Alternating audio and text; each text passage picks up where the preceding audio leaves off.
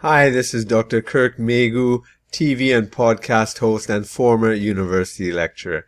I'm calling this series Behind the Scenes. So here's today's episode of Behind the Scenes. So here's my story. I'm actually just going to give a little details about what I was talking about when I left, why I left the university and why I decided, I was not going to stay there. Because it just wasn't fulfilling. I realized, and this is the incident where I realized that, I could not let that define me, right? So picture it. There I was, I was just hired. I was actually the youngest lecturer on campus. I was feeling very excited, very idealistic. I had all these ideas in my head and research I was doing that I started from a master's student and continued off. In fact, this was actually my dream job because I was called in from Jamaica. I was lecturing in Jamaica, but I really wanted to lecture at the university in Trinidad. It's the same system at the University of the West Indies, one in Barbados, one in Jamaica, one in Trinidad. And they have smaller subunits in the other islands. But it's the Trinidad campus I wanted to be at, St. Augustine. And, I was trying to get there in a certain way. I was making it known in certain channels. And I couldn't believe when I got a call.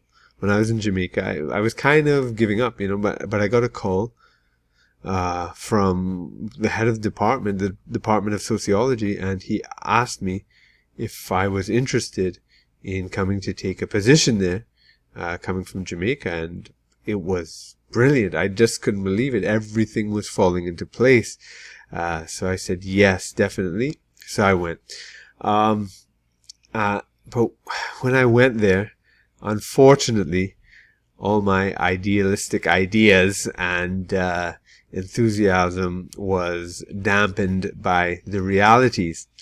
At the time, the university was I'm talking in the 90s now, the university was undergoing a lot of restructuring, right? Budgets were cut drastically.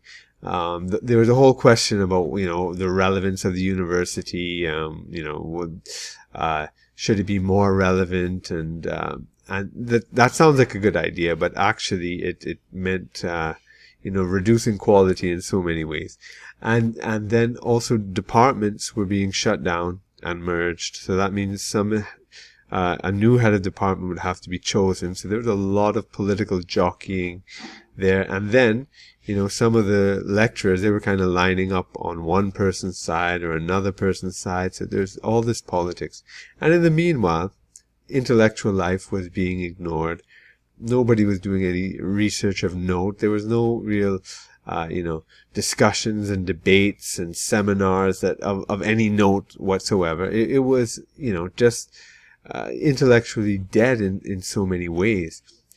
And there was this one staff meeting in particular, and it just brought home everything, right? So the head of department called this staff meeting, and one of my colleagues who was hired with me, so another young guy, I just couldn't believe what he did, right? I mean, he would be like a caddy boy for the head of department and like a gopher, and we just found it, so repulsive to one's dignity,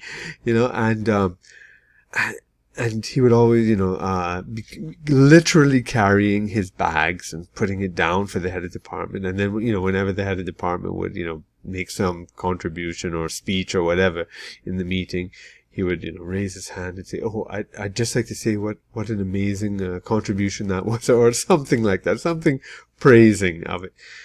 And, there was one other person, senior person, who I had a close relationship, who I could trust, because everybody else was like backstabbing and all that kind of stuff, and you couldn't trust anybody. And we'd just look at each other and shake our heads and muffle laughs and this kind of stuff. But one day was the worst thing. This is before cell phones, right? So one day the phone rang in the meeting, and for some reason, our gopher guy wasn't sitting next to the head of department. He was sitting kind of in the back almost of, not a huge room, a small little room. But as soon as the phone rang, he just leapt like Superman or Batman or Spider-Man or something. And he just grabbed the phone and like put it right to the head of the department's ear. And I've got it. And he held it there. And me and my friend just looked at each other in amazement, and we couldn't believe it. It was just amazing.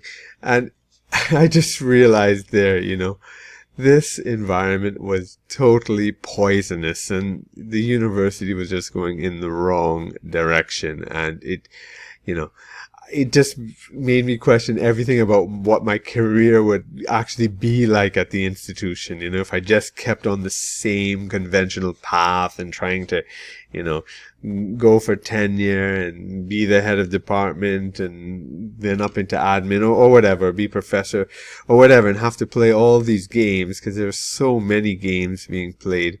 And, so right then and there, I made a promise to myself that, I was not going to let my personal development, I had a mission and purpose, and I was not going to let my job suck that out of me and take me away from that, which is, what was going to happen, definitely.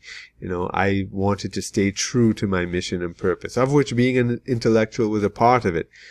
But you can be an intellectual outside of the university if necessary, if possible, or at the same time or whatever. But I just knew that the university was not going to define me being an intellectual, right? And the fights and the battles that, happened over the years afterwards, it just confirmed all of this to me, and so when I got the opportunity, to go and fulfill my mission and purpose outside of the university, with a very, very enticing, opportunity by the stranger that I talked about in an earlier episode. That's why I took it. And then, even after, we failed in our mission, 12 years later, and, and I was considering coming back because I needed it for my income. But, I was really reluctant because I just, knew what the environment was like. But that's when, I got the opportunity from Brian Rose to learn how to put a podcast together. And that's when I took that one, which, proved to be a great success, which I also explained in my previous story. But that was just to explain what the atmosphere was like at the university, and how it was actually, I thought it was it would fulfill my mission and purpose, but it didn't. And I had to do more than what the university could give me, because it couldn't give me what I needed to fulfill that.